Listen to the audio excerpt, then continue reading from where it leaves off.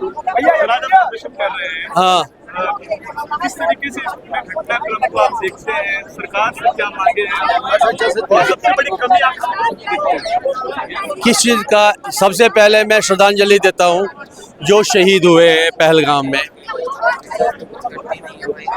ये सोची समझी चाल है, ये भैया सोची समझी चाल। हम 90 में आए हैं वहाँ से। मेरा पिताजी को मार दिया था, मैं बच्चा था, 29 जुलाई 1990 में, संडे के दिन। क्या कसूर था? मैं भी वो एक बच्चा था, मेरी 8 साल की बहन थी। मैं दर्द जानता हूँ, मैं इनका दर्द जानता हूँ। जो मरे उनके घर वालों को क्या होता होगा इस टाइम, हम जानते हैं। जिसको लगेगा ना यहाँ पे, वही जख्म जिसको लगेगा वही जानता है। और सरकार से आप क्या चाहते हैं, क्या इस तरीके से देखना चाहते हैं, खासकर कश्मीर के अंदर? सरकार को ढीला रवैया छोड़ना है। गोली का जवाब गोली से दोगे तभी चलेगी। और हम पाकिस्तान तो जिम्मेवार है ही है, वो तो गुनहगार है ही। साथ साथ जो उनको पनाह दे रहे हैं लोकल के बगैर, ये आपका घर है तभी घुस जाएगा ना। या तो आपका घर का कोई उनके साथ है तभी, या पड़ोसी होगा, उसको पता है इसके घर के गेट कितने हैं, कितने रास्ते हैं, तभी तो चोरी होगी। जब उनको नहीं खत्म करोगे लोकल को भी, और पाकिस्तान तो है ही है, लोकल को भी जो इनको पनाहगार है, उसमें लोकल गद्दार जो रास्ता दिखाते। पहलगाम में हुए आतंकी हमले को लेकर पूरे देश में शोक की लहर है।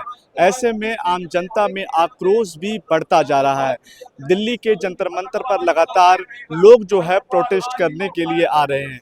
मैं इस समय दिल्ली के जंतर मंतर पर मौजूद हूँ। मेरे पीछे आप देख सकते हैं कि तमाम जो लोग हैं वो अपने सर पर काली पट्टी बांधकर, कश्मीर में पहलगाम में जिस तरीके से आतंकी हमला हुआ, तमाम जो लोग उसमें मारे गए और शहीद हुए, उनको लेकर जो है विरोध प्रदर्शन किया जा रहा है। लगातार पाकिस्तान के खिलाफ नारेबाजी की जा रही है और जनता में इसके खिलाफ जो है आक्रोश दिखता नजर आ रहा है। लोगों से बातचीत करेंगे।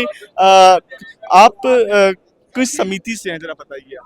मैं राष्ट्रीय वीर किसान मजदूर दल का राष्ट्रीय अध्यक्ष राकेश दलाल हरियाणा से। आज ये प्रोटेस्ट आप कर रहे हैं, प्रदर्शन कर रहे हैं, शोक की लहर है, दुख की घड़ी है ये बहुत ही, इससे बड़ा दुख पूरे हिंदुस्तान में हो ही नहीं सकता। इतने बड़े दुख की घड़ी है कि हमारे जो है बहुत मासूम बच्चों का कत्ल उन लोगों ने किया है और वो धर्म के शहीद हैं। आज आप माथे पे काली पट्टी बांधकर भी आए, इसका प्रतीक है कि आक्रोश दिल में बहुत ज्यादा है। नहीं, आक्रोश तो हमारे अंदर बहुत सालों से है, लेकिन ये उनकी बड़ी जलालत है कि जो बहुत ही मासूम बच्चों को जो है उन्होंने इस तरीके से जो है उनका कत्ल किया।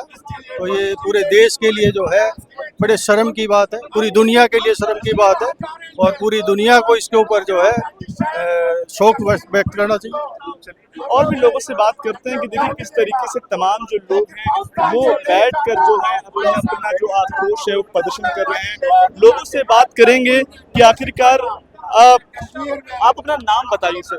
मेरा नाम अशोक भान है। कहाँ से हैं आप? कश्मीरी से, हबा कदल से। अच्छा, जिस तरीके से यह हमला हुआ, तकलीफ तो है सर दिल में, क्या चाहते हैं सरकार से? सरकार से हम न्याय चाहते हैं। सरकार से हम चाहते हैं कि सरकार से हम चाहते हैं कि इंसाफ मिलना चाहिए। इंसानियत का भी कत्ल कर दिया है इन लोगों ने, इंसानियत को भी ये भूल गए हैं। इनको पता नहीं कैसा पाठ पढ़ाया जाता है और ये वहां से ये करने वाला पाकिस्तान के लोग हैं। कश्मीर वैली के मुसलमान भी काफी कुछ हद तक ठीक प्रकार से व्यवहार होता है।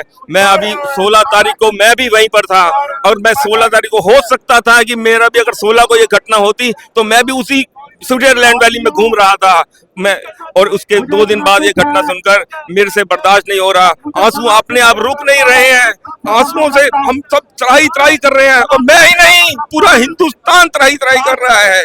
इस प्रकार से ये मौत के घाट उतारना, इसकी सजा मुझे अपने ऊपर, मुझे विश्वास है कि हमारी काबिल सरकार इसका बदला जल्द से जल्द लेगी और जो लोग चले गए हैं उसको वापस तो नहीं ला सकते, लेकिन इन एक संतुष्टि की आत्मा को संतुष्टि जरूर देगी उसके माँ बाप को, उसके भाई बहनों को और हम सभी भारतवासियों को। आपकी भावनाओं की मैं कदर करता हूँ, बहुत भावनात्मक हो गए हैं। मोदी सरकार ने बड़े फैसले लिए हैं, क्या संतुष्ट है आप उनसे? हाँ, मैं मोदी सरकार से आज से नहीं शुरू से ही संतुष्ट हूँ। मैं आज से पिछले जब से मोदी जी काम कर रहे हैं और आज से नहीं गुजरात से ही मैं मोदी सरकार से खुश हूँ और मैं उनका फॉलो करने वाला इंसान हूँ। अच्छा, कश्मीर में आप रहते हैं, पहले और अब में क्या फर्क आप देख रहे हैं? कश्मीर में पहले और अब मैं कश्मीर के इंटीरियर में मेरा 10 तारीख से लेके 17 तारीख तक का टूर था और मैं वहाँ इंटीरियर में मैं अपने गणपति यार मंदिर हब्बा गदल के पास वहाँ भी होकर आया। वहाँ मैं छठा आदमी था जो वहाँ उसमें गया, आर्मी की सिक्योरिटी में थी, आर्मी सिक्योरिटी से बोल रही थी, आर्मी की सिक्योरिटी मैंने जब रजिस्टर में देखा तो मेरा छठा नंबर था। पर इंसान वहाँ जा रहा है, हिंदू वहाँ जा रहा है उस कम्युनिटी एरिया में, इतना कन्नत वाले एरिया में। एक जमाना था कि वहाँ सारे पंडित ही पंडित बचे थे। मैं वहाँ अपना मछली वाला ढूंढ रहा था कि कहाँ से मैं मछली खरीदता था, कहाँ से मैं फल खरीदता था, कहाँ से मैं कलम खरीदता था, मैं वो ढूंढ रहा था, लेकिन मुझे कुछ नजर नहीं आया। लेकिन मैं अपना आप को चुपचाप बैठ करके आ गया। बहुत सारे लोग हैं जिनके दिल में दुख है, दुख का भाव है, और बहुत सारे लोगों से हम बात करेंगे कि सर आज आप प्रदर्शन कर रहे हैं, काली पट्टी बांध कर, सर पे काली पट्टी बांध के प्रदर्शन कर रहे हैं, दिल में आक्रोश है, क्या कहेंगे इस पूरे घटना पे? हम ये कहेंगे कि पाकिस्तान ये नहीं चाहता कि हमारे कश्मीर में अमन हो। पाकिस्तान हमेशा यही चाहता है कि कश्मीर में बदअमनी रहे, यहाँ के लोग सफर करते रहे, यहाँ के लोग अपनी अमन और चैन के साथ जिंदगी न गुजारे, और कश्मीरी पंडित जो 90 से स्थापित की जिंदगी गुजार रहे हैं उसका जिम्मेदार भी पाकिस्तान ही है।